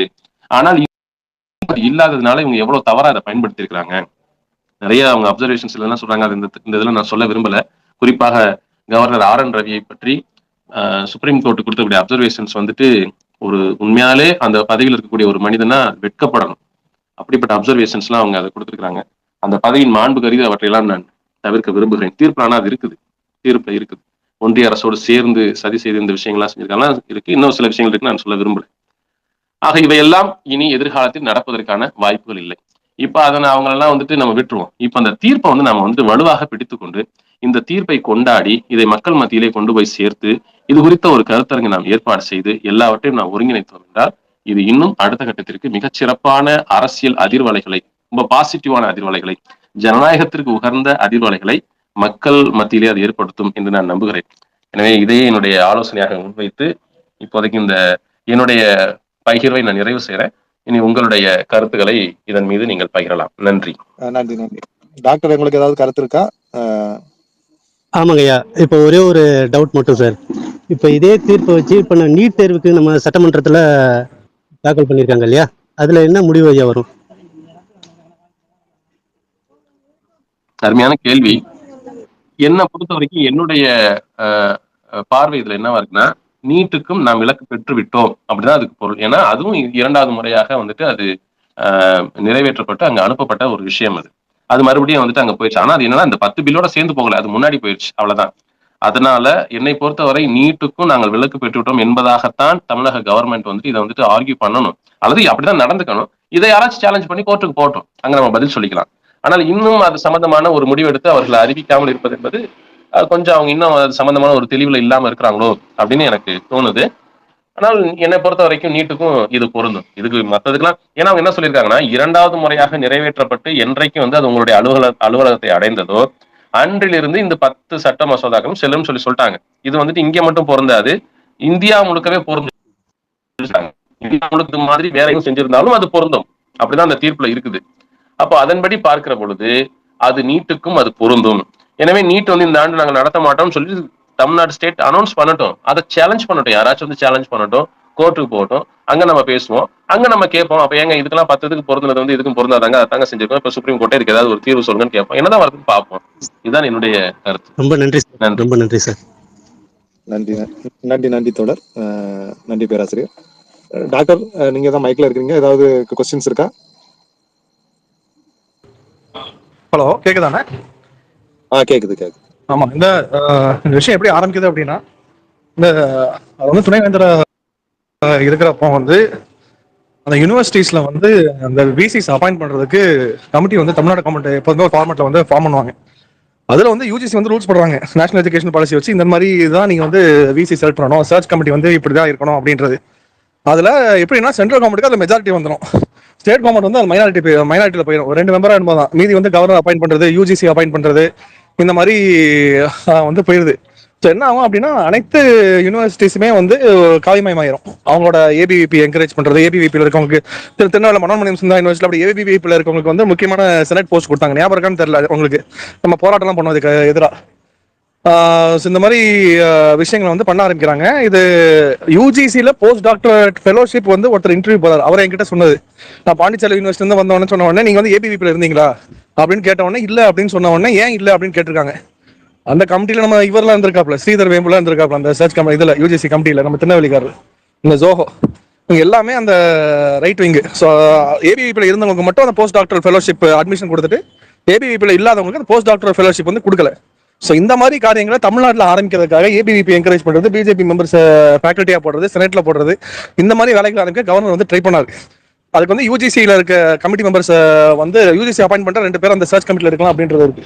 இதுக்கு தமிழ்நாடு வந்து எதிர்ப்பு தெரிவிச்சு அதை நாங்கள் இம்ப்ளிமெண்ட் பண்ண முடியாது, யூஜிசி சொல்றதா இம்ப்ளிமெண்ட் பண்ண முடியாது, we have our own protocol, அதை ஃபாலோ பண்ணும் அப்படின்னு சொல்லும் போது வந்து பிரச்சனை ஆகுது. இது சம்பந்தமா உடனே வந்து சம்பந்தமா எல்லா யூனிவர்சிட்டி சம்பந்தமா பில்ஸ் போகுது. அது எந்த பில்ஸ்மே சான்சலர் மாத்திரம்னு நினைக்கிறாங்க தமிழ்நாடு கவர்மெண்ட். ஏன்னா குஜராத்ல வந்து சான்சலர் வந்து கவர்மெண்ட் அப்பாயிண்டி தான், சிஎம்ஆ எஜுகேஷன் மினிஸ்டர்னு சொல்ல தெரியல, கவர்மெண்ட் அப்பாயிண்டி, கவர்னர் கிடையாது. குஜராத்ல இதான் நிலைமை. இந்த மாதிரி பண்ணணும்னு நினைக்கும் போது தான் இந்த மாதிரி சிக்கல்கள் வந்து சுப்ரீம் கோர்ட்டுக்கு போறோம். ஸோ நம்ம கல்வியை வந்து நேஷனல் எஜுகேஷன் பாலிசி மட்டும் இல்லாம ஃபேக்கல்ட்டியில இருந்து ஒரு நம்மளுக்கு ரொம்ப பொலிட்டிசைஸ்டு ஒரு ஸ்டேட், கேரளாக்கு அடுத்த ஸ்டேட். நம்ம வந்து சமூக நீதினா என்ன, நம்மளோட ஹிஸ்டரி என்ன, எங்க இருந்து ஒடுக்கப்பட்ட சமுதாய மக்கள் இப்போ எந்த நிலைமைக்கு வந்திருக்காங்க, எதனால வந்திருக்காங்க, கல்விக்குரிய முக்கியத்துவம் என்ன அப்படின்றதெல்லாம் சொல்லி சரியான வரலாறுகளை சொல்லி, ஏன் சமூக நீதி முக்கியம், ஏன் ரிசர்வேஷன் முக்கியம், இப்படிலாம் சொல்லி நம்ம வந்து காலேஜ்ல வச்சு வளர்க்குறோம் ஸ்டூடெண்ட்ஸ். அவங்க வந்து நாளைக்கு லீடர்ஸா வராங்க. இது அனைத்தையும் மாத்தி திரும்ப மனுஸ்மிருதிக்கு போய் திரும்ப வந்து 5000 வருஷத்துக்கு முன்னாடி நாங்கள் ஃப்ளைட்ல பிறந்தோம், 10,000 வருஷத்துக்கு முன்னாடி நாங்கள் இதை பண்ணோம் அதை பண்ணோம் அப்படின்னு மூட நம்பிக்கைகளை வச்சு இந்த எஜுகேஷன் சிஸ்டமையே கொலாப்ஸ் பண்ணி திரும்ப ஒரே சமூக மக்களுக்கு வந்து அடிமையா எல்லாம் இருக்கணும் அப்படின்ற ஒரு அரசியல் ஒரு கல்வி சிலபஸை வந்து கொண்டு வரணும்னு நினைக்கிறாங்க. ஸோ இதனாலதான் இந்த பிரச்சனையே வருது. இந்த பிரச்சனை 2000 வருஷமா போயிட்டு இருக்கு. ஆனா அந்த கவர்னர் திரும்ப இந்த பிரச்சனையை கொண்டு வரும்போது தான் டிராஸ்டிக்கான ஸ்டெப்ஸ் வந்து எடுக்க வேண்டியது, ஒரு நிர்பந்தத்துக்கு தள்ளப்படுறாங்க ஸ்டேட் கவர்மெண்ட். அப்புறமா சுப்ரீம் கோர்ட் வந்து ஒரு 3 வாட்டி பெருமை இது கொடுக்குறாங்க, ஆப்ஷன் கொடுக்குறாங்க. 3 வாய்தா வந்து வருது, தயவுசெய்து முடிவெடுங்க, we still give time, don't force us to pass a judgment, don't force us to make a statement அப்படின்னு சொல்றாங்க. எங்க தயவுசெய்து கட்டாயப்படுத்தாதீங்க, உங்களை சொல்ல சொல்லி நீங்களே முடிவெடுத்துவாங்க. 3 வாய்தா போகுது. எதுலையுமே கவர்னர் வந்து அந்த ஆக்ஷன் எடுக்காத பின்னதான் இந்த மாதிரி திருப்பி வருது. இதுல என்ன ஒரு எவ்வளவு பெரிய சூழ்ச்சி பாருங்க.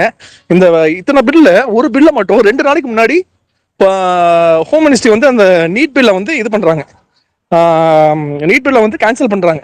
மீதி பில்லாம் அப்படியே அபயன்ஸ்ல இருக்குது. ஒரு நீட்டுக்கு விளக்கக்கூடிய சட்டம் மட்டும் சென்ட்ரல் கவர்மெண்டால வந்து நிராகரிக்கப்படுது. அப்படியே என்ன அர்த்தம்னா, சுப்ரீம் கோர்ட்ல வந்து தமிழ்நாடுக்கு ஃபேவராகவே ஜட்மெண்ட் வந்தாலும், ஆளுநருக்கு எதிராகவே ஜட்மெண்ட் வந்தாலும், நீட்டு வந்து தமிழ்நாட்டுக்கு விளக்கு அளிச்சிடக்கூடாது, என்னன்னாலும் நடந்துட்டு போகுது, நீட்ல அந்த மட்டும் விளக்கு போயிடக்கூடாது. 2 நாளைக்கு முன்னாடி அந்த கடைசி ஜட்மெண்ட் ஹியரிங் முன்னாடி இதை மட்டும் வந்து அவங்க கேன்சல் பண்றாங்க. இப்ப எவ்வளவு தீவிரமா இருக்காங்க. அனைத்து சமுதாய மக்களும் வந்து மெடிசனுக்குள்ள போகக்கூடாது, கல்வியை வந்து ஈஸியாக்க கூடாது, கல்வியை வந்து ஒரு ஆக்சசபிளா எல்லாரும் படிக்கக்கூடிய ஒரு ஏழை மாணவர்களும் போகக்கூடிய இடமா இருக்கக்கூடாது, எல்லாரும் டாக்டர் ஆகக்கூடாது அப்படின்றதுல எவ்வளவு ஒரு வெறி இருந்துச்சுன்னா அந்த 2 நாளைக்கு முன்னாடி அந்த ஜட்ஜ் இதை வந்து ஹோம் மினிஸ்ட்ரி வந்து பாஸ் பண்ணுவாங்க அப்படின்றத பாத்துவாங்க. ஸோ இது அவ்வளோத்தையும் நம்ம வந்து ரொம்ப விழிப்புணர்வா இருந்து எப்படி வந்து இந்த காஷ்மீர் இந்த விஷயம் நடக்கும்போது எல்லா கட்சிகளும் ஒருமித்ததா இருந்தாங்களோ அதே மாதிரி இந்த விஷயத்துல இந்தியா அலையன்ஸ் பார்ட்னர்ஸும் அனைத்து ஃபார்வர்ட் திங்கிங் பார்ட்டிஸும் இயக்கமும் ஒன்னா இருந்து இந்த பாசிசத்தையும் RSSையும் எதிர்க்க வேண்டியது நம்ம தலையாய கடமையா இருக்கு. நன்றி. நன்றி நன்றி டாக்டர். வேற யாருக்கும் கருத்து இருந்துச்சுன்னா எதுவும் கொஸ்டின்ஸ் இருந்துச்சுன்னா ஐயா எனக்கு 2 கொஸ்டின் விளக்கம் வேணும் ஐயா. இப்போ செங்கோல் ஆட்சி பத்தி ஒன்று சொன்னீங்க, 2வது பார்த்தீங்கன்னா ஆளுநர் ரவியை பத்தி ஒன்று சொன்னீங்க. செங்கோல் ஆட்சி மன்னராட்சியோட அடையாளம்னு சொன்னீங்க. அது எப்படி மக்களாட்சி அதை எப்படி பார்த்துட்டு இருக்கு? இதுக்கு சுப்ரீம் கோர்ட் எதுவுமே சொல்லலையே, அதை பத்தி ஒரு விளக்கம். 2வது RN ரவியை மாற்றணும்னு நம்ம கம்ப்ளைண்ட் கொடுத்தா அது எப்படி செயல்படுத்தணுங்கிறது ஒரு விளக்கத்தை கொடுங்க. நன்றி. முதல்ல டேனியல் சார் சொன்ன அந்த கருத்துக்களை அதுக்கு இன்னும் கூடுதல் தகவல்களா சில தகவல்களை சொல்லிடுறேன். அதாவது யூனிவர்சிட்டி, ஒவ்வொரு யூனிவர்சிட்டியுமே நீங்க அதை பாத்தீங்கன்னா 10,000 யூனிவர்சிட்டி சம்பந்தப்பட்டதான். நம்ம வந்து யூனிவர்சிட்டியை ஃபார்ம் பண்ணும்போது இந்த யூனிவர்சிட்டிஸ் எல்லாமே தமிழ்நாடு அரசால் உருவாக்கப்பட்ட பல்கலைக்கழகங்கள். இந்த பல்கலைக்கழகங்களை உருவாக்கும் போதே பல்கலைக்கழக சட்டம், ஒவ்வொரு பல்கலைக்கழகத்துக்கும் தனித்தனி சட்டம் இருக்குது. அந்த சட்டத்துல வந்துட்டு எப்படி ஒரு விசி நியமிக்கப்படணும், எப்படி வந்துட்டு ஒரு ப்ரொஃபசர் வந்து தேர்ந்தெடுக்கப்படணும், எப்படி வந்து அதனுடைய ஃபங்க்ஷன்ஸ் இருக்கணும், யார் யார் என்னென்ன ஃபங்க்ஷன்ஸ் வந்து பார்க்கணும், அதனுடைய அந்த அதிகார பகிர்வுங்கிறது எப்படி, இது எல்லாமே அந்த சட்டத்துல வந்துட்டு டிசைன் பண்ணப்பட்டிருக்கு. அந்த சட்டத்தின் படிதான் இந்த பல்கலைக்கழகங்களுடைய செயல்பாடுகள் வந்து நிர்ணயிக்கப்படும். இதுதான் வந்து தமிழ்நாடு அரசினுடைய வாதம். அதாவது வந்துட்டு இந்த மாதிரி சட்டங்கள் ஏற்படுத்தப்பட்டு இப்படி பல்கலைக்கழகங்கள் ஏற்படுத்தப்பட்ட அந்த காலகட்டத்துல என்ன புரிதல் இங்க இருந்துச்சுன்னா, என்ன நடைமுறை இங்க இருந்துச்சுன்னா, யூஜிசிங்கிறது வந்துட்டு பல்கலைக்கழகங்கள் தங்களுடைய செயல்பாடுகளை மேம்படுத்திக் கொள்வதற்கு ஆலோசனை வழங்கும் ஒரு அமைப்பாகும், நிதியை பகிர்ந்து கொடுக்கும் அமைப்பாகும், தேசிய அளவுல நிதியை பகிர்ந்து கொடுக்கும் ஒரு அமைப்பாகும் மட்டுமே அது இருந்தது. அப்படிதான் அதனுடைய புரிதல், அப்படிதான் இருந்துச்சு. ஆனால் இந்த பிஜேபி கவர்மெண்ட் வந்துட்டு பொறுப்புக்கு வந்த உடனே அது கட்டளையிடும் அமைப்பாக தன்னை உருமாற்றி கொண்டது. சும்மா ஒரு ரெகுலேஷன் அது பேசாம பாஸ் பண்றது, இனிமே வந்துட்டு எங்களுடைய நாமினி இல்லாம நீங்க வந்து இதை தேர்ந்தெடுக்க கூடாது, இப்படி சொல்றதுக்கு அவங்களுக்கு எந்த அதிகாரமும் கிடையாது. நான் என் நாமினி இல்லாம நீங்க தேர்ந்தெடுக்க கூடாது. இது கவர்னர் இப்ப இந்த புதிய கல்விக் கொள்கையில வந்துட்டு, அதாவது தேசிய கல்விக் கொள்கையில வந்து அவங்க என்ன சொல்றாங்கன்னா, கவர்னருடைய ரெப்ரஸன்டேட்டிவ் ஒருத்தவங்க இருப்பாங்களா, யூஜிசி ரெப்ரஸன்டேட்டிவ் ஒருத்தவங்க இருப்பாங்களா, ஸ்டேட் கவர்மெண்ட் ரெப்ரஸன்டேட்டிவ் ஒருத்தவங்க இருப்பாங்களா, அவங்க அந்த சிண்டிகேட்ல இருந்து ஒரு உறுப்பினராக இருப்பாங்க. இது என்னது இது? இப்படி எல்லாம் சொல்வதற்கு உங்களுக்கு யார் அதிகாரம் கொடுத்தது? யூஜிசி வந்துட்டு ஒரு ஆலோசனை வழங்கும் அமைப்பு மட்டுமே. அந்த அமைப்பு ஆலோசனை வழங்குவதற்கு முன்னால் கூட யாரிடம் ஆலோசித்து அந்த ஆலோசனை நீங்க இறுதி செய்றீங்க?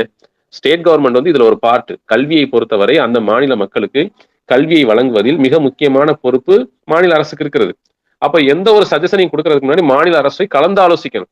மாநில அரசோடு உட்கார்ந்து பேசி அந்த அதிகாரிகள், சம்பந்தப்பட்ட அந்த துறையினுடைய அதிகாரிகளோடு அமர்ந்து பேசி இந்த விஷயத்தை நீங்க இப்படி செஞ்சா நல்லா இருக்குமேன்னு சொல்லிட்டு அது இறுதி செய்யப்பட்ட பிறகுதான் அது சம்பந்தமான அனௌன்ஸ்மெண்ட்டை யூஜிசி கொடுக்கணும். இதுதான் முறை. இப்படி இருந்தாதான் அது சரியானதாக இருக்க முடியும். ஆனால் நாளடைவில் எப்படி வந்து இங்க கவர்னர்ஸ் வந்து தன்னுடைய சூப்பர் பவர் நினைச்சுக்கிட்டாங்களோ, சூப்பர் பார்லிமெண்ட் நம்ம கன்சிடர் பண்ணிக்கிட்டாங்களோ, அது மாதிரி இது வந்து ஒரு சூப்பர் சிண்டிகேட், நான் தான் இருக்கலே வந்து மோர் பவர்ஃபுல்ங்கிற மாதிரியான யூஜிசியுடைய மனப்பான்மை வந்துட்டு போயிடுச்சு. அதைத்தான் நாம் புறந்தள்ளணும். இந்த கவர்மெண்ட் செஞ்ச ஒரு அருமையான விஷயம் என்ன பண்ணுச்சுன்னா, இதையெல்லாம் நாங்க வந்துட்டு கேட்டுட்டு இருக்க முடியாது, யூனிவர்சிட்டியை வந்துட்டு ஃபங்க்ஷன் பண்றதுக்கு அதுக்குன்னு ஒரு ஆக்ட் இருக்கு, ஒவ்வொரு யூனிவர்சிட்டிக்கும் ஒரு ஆக்ட் இருக்குது, அந்த ஆக்ட் பிரகாரம் மட்டும்தான் நாங்க செய்வோம் அப்படின்னு சொல்லிதான். அது வந்து கட்டாயம் அல்ல, யூஜிசியுடைய நாமினியை வந்து நியமிக்கிறது கட்டாயம் இல்லை, எங்களுக்குன்னு ஒரு சட்டம் இருக்கிறது, அந்த சட்டப்படி நாங்கள் செய்து கொள்வோம் என்று தமிழக அரசு வந்துட்டு அதுல நிலைப்பாடு எடுத்து அதுல செஞ்சாங்க. இது ரொம்ப ஒரு முக்கியமான ஒரு விஷயம். 2வது, நீங்க யோசித்து பாருங்க, இப்போ ஜெகதீப் தன்கர் வந்துட்டு பேசியிருந்தார். இப்ப சார் சொன்னார் இல்லையா, இது வந்து ஒரு மீண்டும் மனு தர்மத்துக்கு நாங்கள் போவோம் 2000-3000 வருஷம். இப்ப பேசியிருக்காரு. இந்த 2 நாள் மாநாடுன்னு ஒரு கேலி கூத்து ஒன்று நடந்தது. அதுல பேசும்போது சொல்லியிருக்காரு, நம்மளிடம் அருமையான குருகுல் சிஸ்டம் என்ற ஒரு சிஸ்டம் இருக்கு. குருகுல், அந்த குருகுல கல்வி முறை என்று சொல்றோமே, இந்த குருகுல கல்வி முறை என்பது அப்பட்டமான வர்ணாசிரம கல்வி முறை. அது யாருக்கும் தெரியும், ஒரு சாதாரண மனிதனுக்கு கூட குருகுல கல்வி முறையில் என்ன நடந்துச்சுங்கிறது தெரியும். ஆனால் அதை உன்னதமானது என்று அவர்கள் இன்று வரை அவர்கள் கொண்டாடுகிறார்கள், அதை மக்கள் மத்தியில் திணிக்க முயற்சிக்கிறார்கள். அதுல வந்துட்டு பிராமணர் அல்லாதவர்கள் கூட அது ஒரு மிகச்சிறந்த கல்வி முறை என்று அவர்கள் சொல்ல வேண்டும் என்று எப்படியெல்லாம் அவர்களை பிரைன் வாஷ் பண்ண முடியுமோ அதையெல்லாம் அவர்கள் செய்கிறார்கள். ஒரு கவர்னர், நல்லா யோசித்து பாருங்க, நீங்க ஒரு தனி மனிதராக இருந்தால் அது வேறு விஷயம். ஆனால் ஒரு கவர்னர் ஒரு கல்வி நிலையத்துல போய், மதுரையில தியாகராஜ கல்லூரியில தான் இது நடந்துச்சு, ஜெய் ஸ்ரீராம் என்று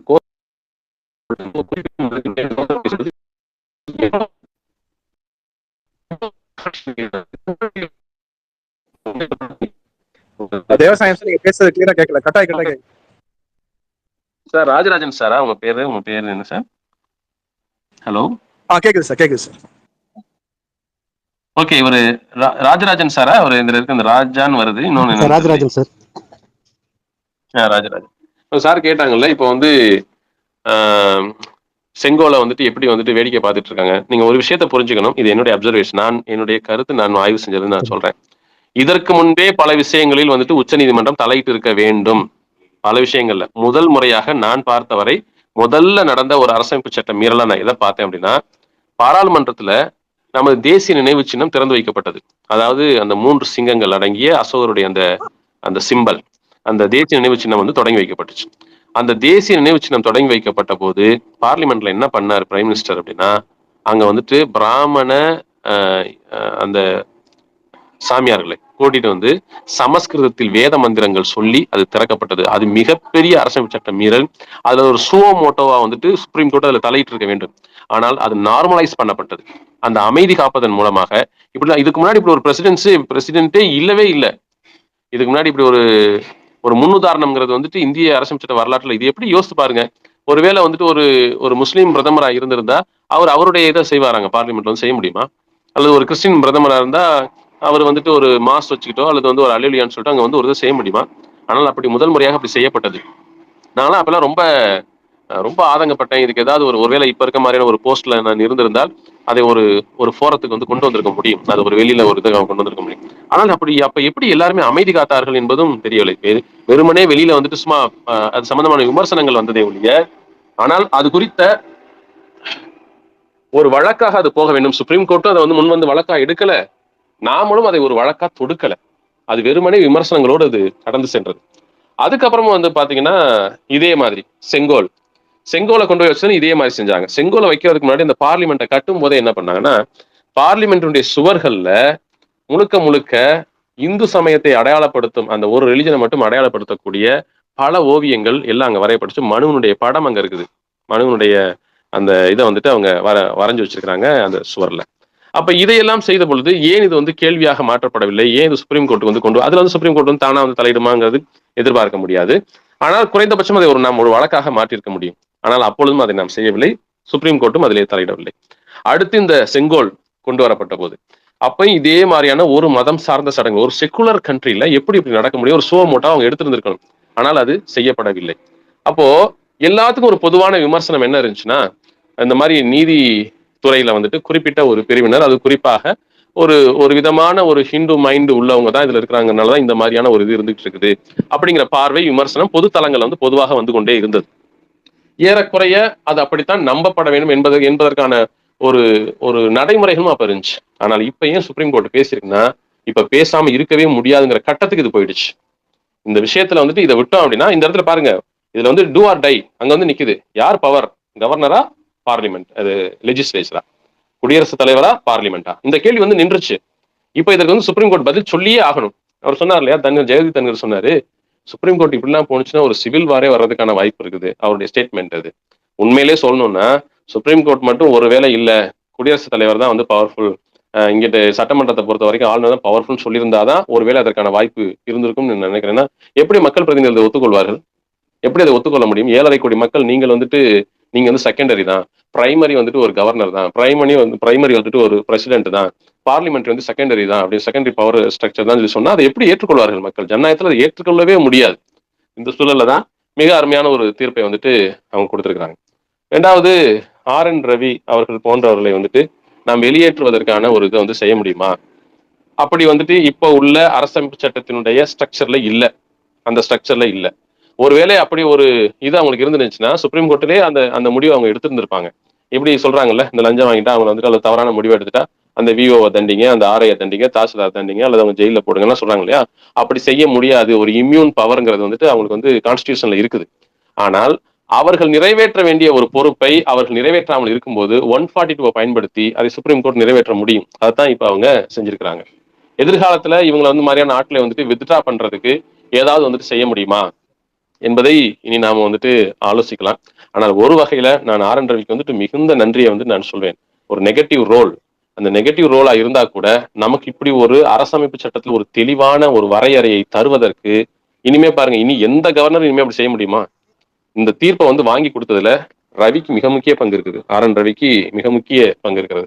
நாம் எல்லாரும் சேர்ந்து இதற்காக உழைச்சோம்னா கூட இனி எதிர்காலத்தில் எந்த கவர்னரும் இப்படி செய்ய முடியாது. 30 நாளைக்கு மேல காலம் தாழ்த்த முடியாது, 90 நாளைக்கு மேல குடியரசுத் தலைவர் காலம் தாழ்த்த முடியாதுங்கிற ஒரு வரலாற்று சிறப்பு மிக்க ஒரு அரசமைப்பு சட்ட தெளிவுரையை தருவதற்கு ரவி மிக முக்கியமான காரணமாக இருந்தது. எப்படி பார்க்கலாம் அப்படின்னா, ஹலோ சார் கண்டிப்பா கண்டிப்பா சொல்லுங்க சார்.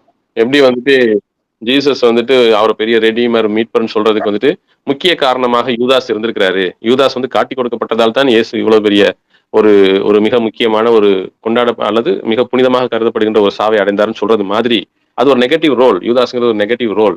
பட் இயேசுனுடைய இன்றைக்கு இருக்கக்கூடிய அவருடைய ஒரு ஒரு புகழுக்கு அவர் அடைந்திருக்கக்கூடிய அந்த இதுக்கு அவரும் ஒரு இந்த செயல்பாடு காரணமா இருந்திருக்குன்னு சொல்றது மாதிரி இன்றைக்கு அரசமைப்பு சட்டத்துல ஒரு மிக முக்கியமான தெளிவு நமக்கு கிடைத்திருப்பதற்கும், இனி இந்தியாவில் பாராளுமன்ற ஜனநாயகம் தான் அதிக அதிகாரம் படைத்தது, பாராளுமன்றம் சட்டம் அதிக அதிகாரம் படைத்ததுன்னு இனி நாம் துணிவோடு சொல்வதற்கு, இனி அது மட்டுமே நடைமுறைப்படுத்தப்படுவதற்கு ரவி மிக முக்கியமான ஒரு பங்கை ஆற்றியிருக்கிறார். அந்த வகையில் அவர் பாராட்டத்தக்கவர்.